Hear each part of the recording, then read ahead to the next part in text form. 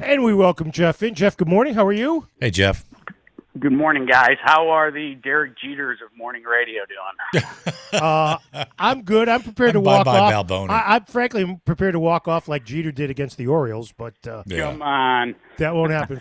That won't happen for a few months at least. So before we get into the topic of the day, let's just talk market in general. We haven't are in a couple of weeks. Are things still on an uptick?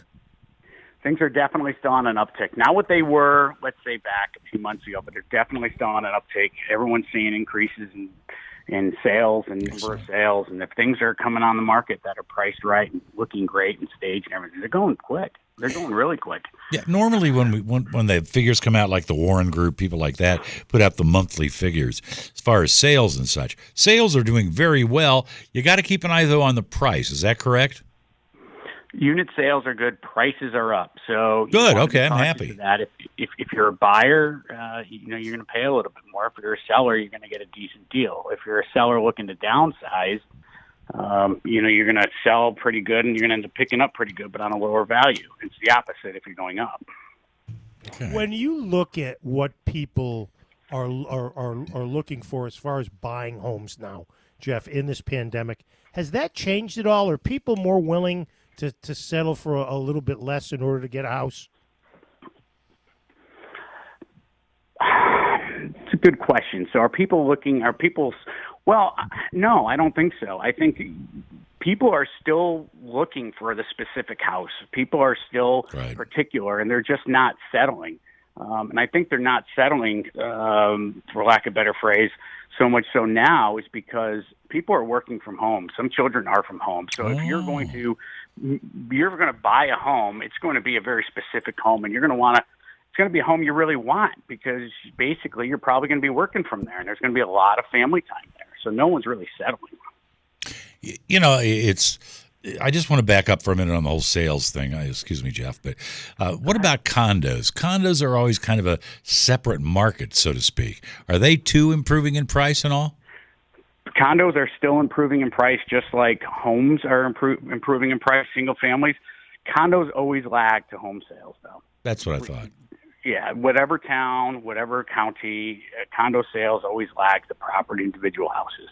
But condos also they're the right choice for certain people. I'm working with somebody now who's probably around 70, and she's thinking that she wants to get out of a big house and go to another house. And the comment is, or the thought is, go to a condo. You don't want to be dealing with that at 7 years old. So condos still definitely have their place. Or on the younger side, where younger people, they don't want the house and the responsibilities that come along with it. They just want to do their thing. Exactly. Our weekly segment, Open House with Jeff Bodeau from William Rivas Realty. Let's get to the topic of the day, which is home appreciation. What exactly, when we say the words home appreciation, what do you think of? Home appreciation is what your home, let's say, was worth 1 year ago and what it is worth now, and that delta is your percentage or your value of appreciation. And it's opposite the other way, depreciation. And that's where you get the equity out, and then you can use it either to retire on or to buy another house or just hide it somewhere, right? That is true. The cost of money is so inexpensive right now. I'm finding people that are doing just that. They're taking appreciation, taking a home equity line or a mortgage against that. It's a risk, but putting it in the market. The market's been so great that interest rates are 2.25%, 2 3/4, depending on where you get it, low threes. You can outperform that in the market. When people try to decide the value of their home, or the realtors try to decide the value of their home and whether it's gone up or stayed the same or depreciated a little bit, what are the primary factors? Well, for real estate agents, in this area, we're essentially working off of the multiple listing service. I mean, there's other places to get statistics. As you can imagine, when I did some due diligence here, you can check anywhere on the web and find something totally different for the same thing, right? Surprise. Really? But real estate agents and appraisers are always looking at multiple listing service. We'll also go to town hall to look for any sales that might not have been on the multiple listing service, off listing sales, and those are important too. We take those into consideration. And then we look at homes that are in the certain market area, certain price point, certain square footage, condition, appointments, and then we make valuations from there. besides this wonderful radio show we're doing, how do people find out about you? In other words, I think it used to be the thing was you'd sit down at the realtor's office, once you pick the realtor, go through the MLS book, look at the listings and all that. I think it's different now. Don't you do a lot of it online? There's a lot of marketing done online from social media, which is huge. Instagram, Facebook, LinkedIn, get a lot of business off of those.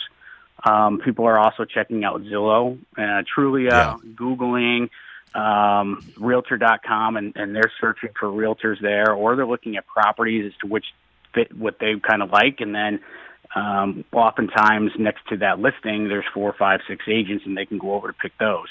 And then the best way, and how I run my business, is it's all referral based. Yeah, I know. You go from one to the other, and you build relationships, and that's what it's all about. And those relationships foster other relationships, and it's like a spider web. Jeff, how important are comps when selling a house? Oh. They're pretty much everything, Joe. Once in a while, you'll get a property that's an outlier, and you try to figure that one out. I have a very large mansion in Manchester at $2.5 million. How are you going to comp that? You really can't. So in that case, it's what somebody's willing to pay for it based on the money that's into it. And if they are getting a mortgage, they'll have to bypass an appraisal because you just won't be able to find comps. But it's incredibly important right now. Absolutely. Let me go to something else that a lot of you mentioned just a moment ago, and that's Zillow. How accurate are actually the prices that you find on Zillow? Honestly, I never even look at Zillow. That's what I thought.